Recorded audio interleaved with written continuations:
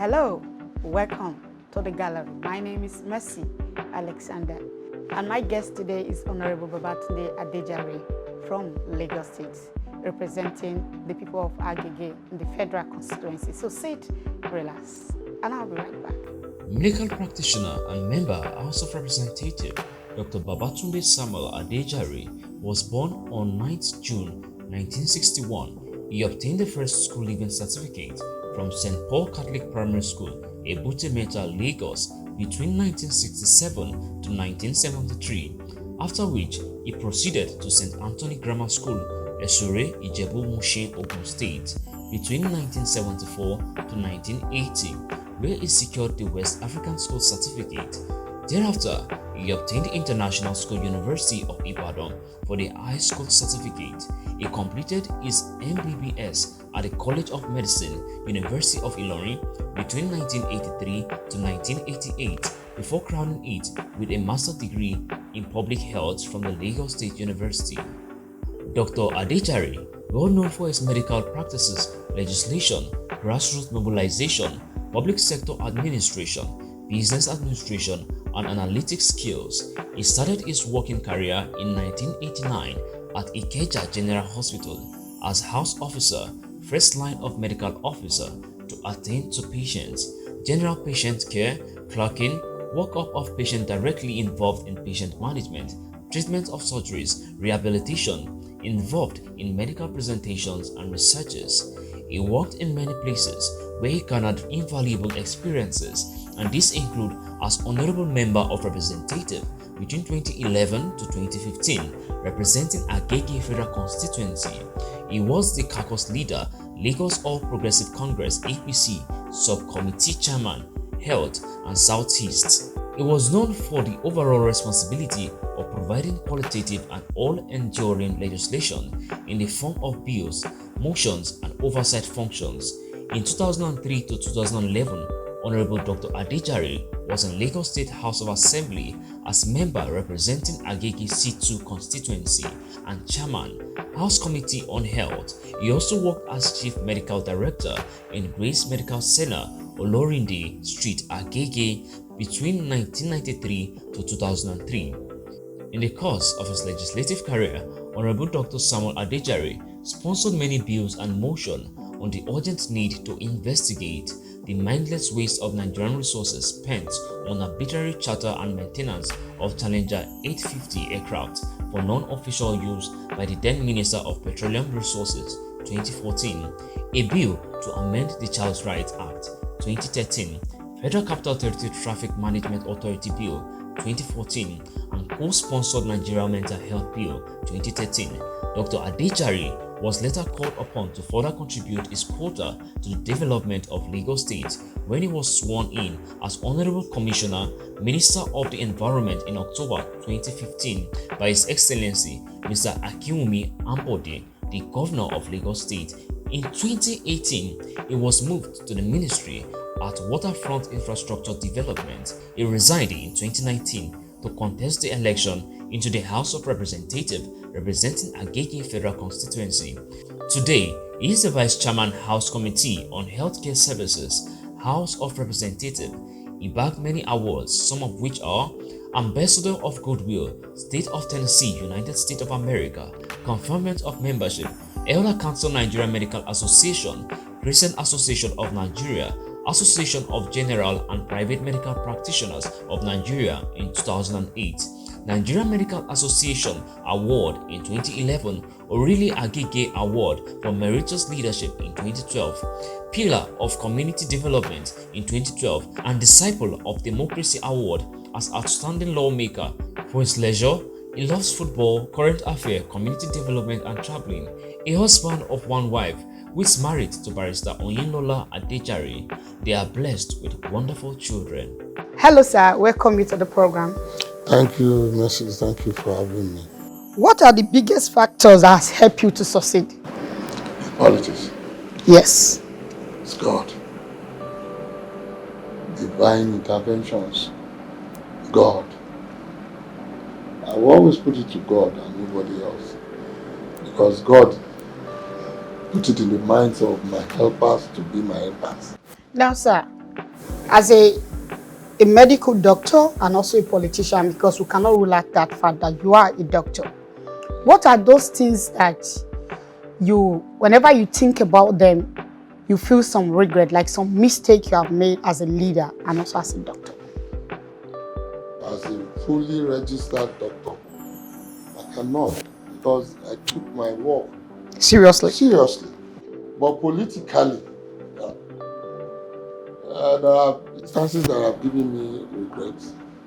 One of them that I remember quite vividly is people calling us, especially national legislators, thieves. That thing bothers me a lot. All of us are not thieves. I don't even see thieves there. Initially speaking, they talk about salaries, they talk about this. You know, a lot of it has come into the open as regards our salary and our allowance, and it has not stopped. They know little about us, little to nothing about us. If there are issues, national issues, we go back home to Talk about it. Resolve it. Resolve it, and even tell people and ask for their opinions about it. We consult them. There will be a lot of consultations that will go around before we come back here and say, okay, these are stand on this. And so I just want, that's my regret in politics. You know, people calling you thieves. You know, Sir, you were one time Commissioner for Environment in Lagos State. Now, sir, what can you tell us about environment?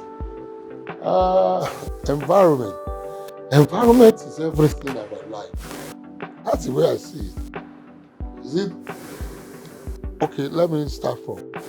One of the most critical things to survive in life is the air we breathe. You can only last as an adult if you don't get here for 3 weeks. The infants and the children, that is about 6 to 8 minutes. So we must always know that our environment is sustain our life. The only thing that comes before environment is God Himself. Sincerely speaking, because He created everything. You've been, you're once a member of a House of Rep, and now this is like your second time. Yes. What is that thing that you have been able to do for your people in Lagos State? We gave our people qualitative, proper representations, very responsive representations, and responsible one. We were always going back home and giving back to our people, listening to them, know their needs, solve their needs that we, in our capacity, can solve. Yeah, of recent, you did some empowerment, a very big one in your constituency. What are those things? Even we have done much more than we did the other time, but you know, we didn't bring it out to bring people together because there was no way you could have done that during COVID time. So, but we made sure that we are giving to people, you know, individually in their houses. We went to them. Even during the COVID time, we gave people money. And Lagos State government did a lot. They distributed a lot of food stuff. I know that for sure. And apart from that, we have empowered a lot of people. I have trained about 200 people in pig farming, and I gave them 100,000 each. We have done that. We have trained a lot of people too in fish farming, and we gave them small amount of money, like 70,000, to start off. We have done all these things. We have trained people in phone repairs, electrical wiring, all of them like that, and even catering services. We have trained people to be good caterers, you know, and we gave them small money to start up and buy little things for them. We've also done a medical outreach for them. And we worked in conjunction with the Lagos State government. And we've done lots of these things. And we still hope to do more. Now, as a Deputy Chairman Committee on Healthcare Services, yes, in several occasions we've seen doctors, they've gone on strike. A lot of things have been happening. What are you putting in place to make sure that can be stopped in this country? Let me start from the fact that there is no other assembly. This is the 9th assembly. The 9th assembly has been the most proactive house in terms of taking care of health matters as they arise and before they arise. Most of those doctor strikes or health worker strikes will have been much more than the way devastating than what we experienced. I can tell you, if you ask any of those doctors, their leaders in their different associations, they will tell you that this speaker and this house have done so much more than any other house. And we are not stopping, we are still going ahead. Now, sir, do you think it is proper as a medical doctor and also as a legislator that our leaders sometimes travel abroad for medical care? What I will look at is this: it's about life. I'm being a professional. Of course. Because if I know I have a problem, that the capacity and capabilities there I cannot have. I have friends who are there. All I need to do is to take on my phone and call them. In general terms, sincerely speaking, all we need to do is to build up what we have here. We have the human capacity to do it. We should build up what we have, that standard, a world standard, to what entails anywhere in the world. And we don't need much to do it. We don't even have to have all the most sophisticated things they have. Okay, thank you so much, sir. Now, sir, we are right now, elections. This is the time that the country is really looking forward to, bring in the next president that will lead us in the next 4 years. What do you think that can be put in place to bring in the right leader to lead us in the next 4 years?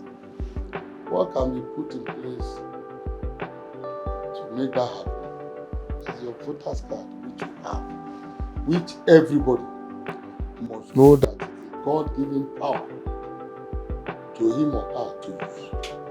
But choosing the right person, if we all decide to do so, irrespective of whatever is being given or is being done, it's being given to you, it's being provided because it's being so that you can sell your for you to do otherwise.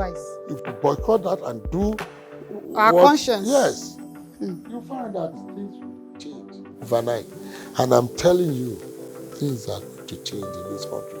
We are getting to that level. Voters' knowledge is now high up there. The youth are up in arms, they want to reform. I'm just hoping that by God's grace, they will be very, very, very tactful and very, very, very serious about it. This is not going there and falling into a trap that has been set for them. They should be very meaningful, tactful, and responsible about it. And if they do that, we'll get it right. But most of the issues here bothering us in this country are emanating from our people. If as people we become more serious, more responsible, that word is very, very big. Responsible in the manner we relate to ourselves, amongst ourselves, relate to our leaders and what we expect from them, relate to even what the small things that government has been able to put around us. You see people going after these things and spoiling them. When we are even saying they are not enough. We see people, some people will give chieftaincy to leaders that have not performed. Why? You are encouraging mediocrity. No, we've all become more responsible, more up and doing to ourselves, to our environment, and to our leaders. We will get it right. It will be better. You are in your local government, you don't even know your councillors. When they are chosen, you just sit down and say, you don't care. It doesn't bother you. It bothers you. You don't know your chairman. What they do, you don't care. You should care. You should ask questions. You should ask questions. Just of recent, I need to ask this question because you're a medical doctor and you're a legislator and you're a father. What happened in Abuja Cardinal? We lost a very young, vibrant doctor. What do you think the federal government or government in general should do about this bandit? Well, first of all, I want to apologize. Use this venue to apologize for Nigerians, to Nigerians. To Nigerians. It's as far as I'm concerned, I might be wrong, but I don't think I'm wrong. It's a failure of governance. Sorry, let's face facts. It's even not enough for the minister to come on here and tell us he had asked for something and has not been given. No. We knew, had an issue, that from logic, these people were going to come for that trade, one way or the other. Because it became the most viable, comfortable, safe mode of transportation from Abuja to Cardinal. So therefore, government should have guided it jealously, fiercely. Well, I don't expect that in this time of our time, that kind of train with monumental cost will now be put there and there will not be surveillance gadgets with it. We have not done anything and they have shown us. Now we need billions again. I have said it elsewhere. Any fabrication they are going to do there should be done in Nigeria. They should not go back to China to do anything there. If you cannot fabricate and do whatever is called in those coaches, then we are not supposed to be called a country. I am saying it. I don't have any apology for saying it. We should not be called a country. We should be able, there are good people that can do upholstery seats. They can do panels. Let's do it the way we can do it here. Instead of putting another billion to go there and start spending hard-earned money, the money that is not even enough to repair it. No. Now, sir, what do you have to say to your people far Lagos State, Agege? What do you have to say to them? To my people, Adejare, I would just want to say that you have been wonderful. You have been there for me, and I know you know that my passion for that, our place, no bounds. And I want to just thank you that personally, you have been very wonderful to me. And God in His infinite mercy will continue to help us. And I know you know, when we came, this crop of political leaders that are now in Adejare, we made some assertions when we came. The Speaker, Right Honorable Leadership Officer,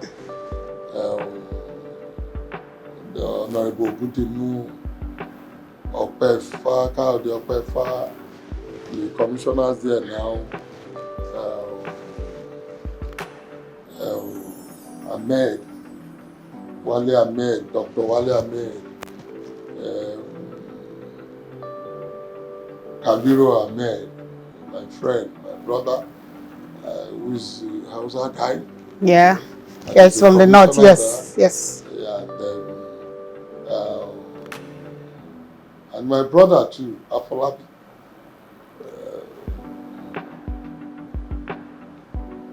All of us, including myself and our leaders, Chief Adejare, late Professor Samuel, Miss Jensen Rores, perfect peace, Ayonishitu, Bala, Gutimu, all of them, that our leaders, Ajibosho, late Ajibosho, all of them, we came and we said, Agege will change. To the glory of God, I know that Agege is changing. It is progressing.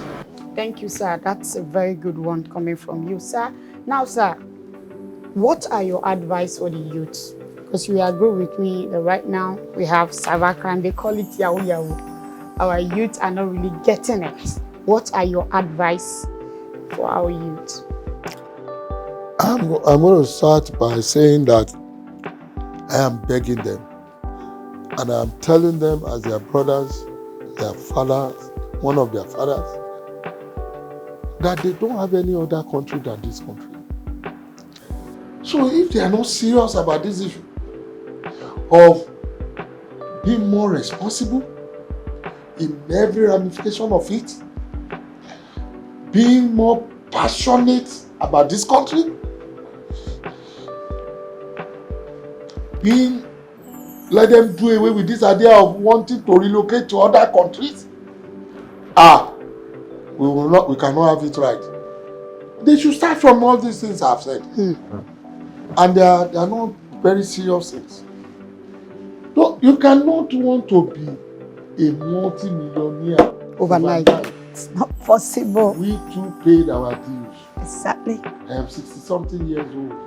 And I want them to realize that if you make this money that you are running, it's not, you don't try to make money the awkward way, because you will never use it right.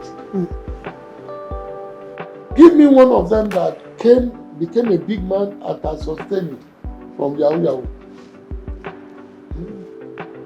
It is not possible. I'm just begging them to do away from all these things. If you want to be a doctor, be a doctor. Have passion in doing the work you have said you want to do. I know God is there for us in this country, and we shall get there. God bless you. Thank you so much, sir. Thank you, sir, for the time you have spent with us. My viewers out there, you have heard from our guests today. We youth will have to be patient. I, Mercy Alexander, I say this all the time, that you cannot just get to the top just like that. The likes of people you are looking up to, the Dangotes, our past leader, they went through. Go to history. History is still there for us to learn about these people, that they've gone through a lot before getting to where they are today. So patience is the key, and like our guest said, God Almighty should be the first thing we should always put in mind and keep working hard, and God will give us victory. I still remain your host, Mercy Alexander, and don't forget to follow us on all our social media handles. Bye and have a wonderful week.